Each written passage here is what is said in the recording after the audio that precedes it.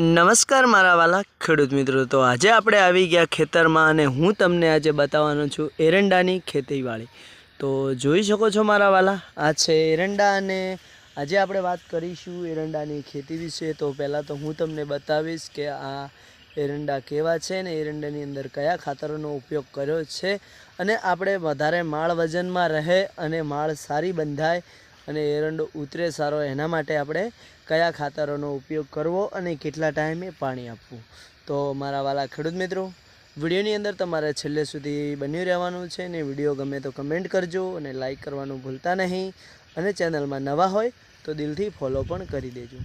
તો આ એરંડા છે અમારે મેતુભાના અને એમની આજે મુલાકાત પણ કરીશું, એમને પૂછીશું, એમની સાથે આપણે ચર્ચા પણ કરીશું કે ઓની અંદર કયા કયા ખાતરો તમે વાપરો છો, કયું બિયારણ છે।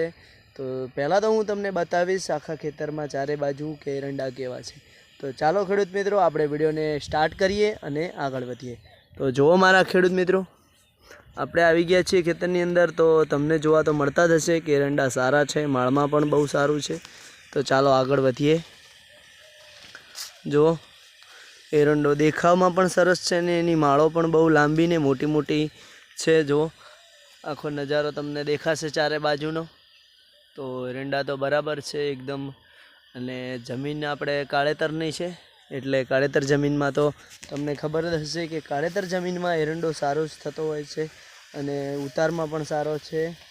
તો હવે કે એની અંદર આપણે વાત કરીશું તો કે આપણે અહીંયા 20-22 દિવસે પાણી એકવાર આપીએ છીએ અને જે રેતવાળ જમીન હોય છે એની અંદર આપણે પાણી આપવાનો જે ટાઈમ હોય છે એ હું તમને કે રેતવાળની અંદર ઘણા લોકો અઠવાડિયે 4-5 દિવસે પાણી આપવું જ પડતું હોય છે, કારણ કે રેતવાળ જમીન હોય છે એટલે પાણી બધું ફટાફટ સુકાઈ જાય છે, જમીન હુકારો મારે છે।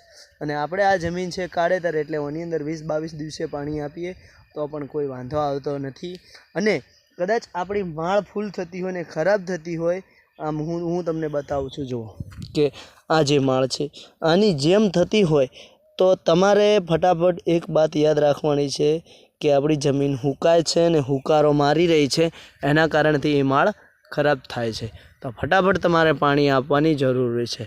અને એવું નથી મારા વાલા ખેડૂત મિત્રો કે આપણે પાણી આપીએ છીએ તો પાણીની સાથે યુરિયા ખાતર આપવું પડશે, કારણ કે યુરિયાથી તો એરંડો શું થાય છે યુરિયાના કારણથી તમને ખબર છે કે યુરિયા આપવાથી એરંડો ફક્ત કાળી એનું જે પત્તાઓ છે એની જે ડાળો છે એ કાળાશમાં રહે છે, કલરમાં રહે છે અને નવી નવી ડૂંકો ફૂટે છે।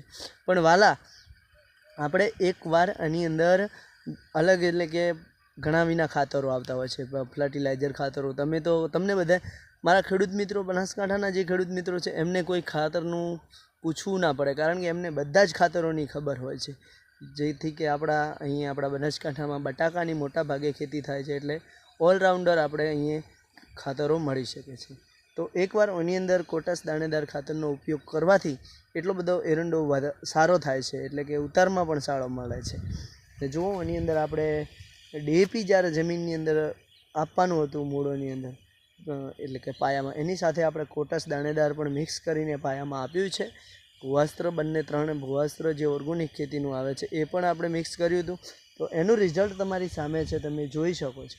અને આની અંદર આપણે યુરિયા તો હજુ બિલકુલ નાખ્યું નથી મારા વાલા ખેડૂત મિત્રો, અને આપણે એક વખત એરંડા લણી પણ લીધા છે। જુઓ, તો વાલા ખેડૂત મિત્રો, વિડીયો ગમ્યો હોય તો કમેન્ટ કરજો અને એકવાર આ ખાતરોનો ઉપયોગ કરજો, તમને પણ ખબર પડશે અને જોવા પણ મળશે। તો જય બાબારી, વિડીયો ગમ્યો હોય તો કમેન્ટ કરજો વાલા। નેક્સ્ટ વિડીયોમાં ફરી મળીશું। જય બાબા રામદેવ પીર।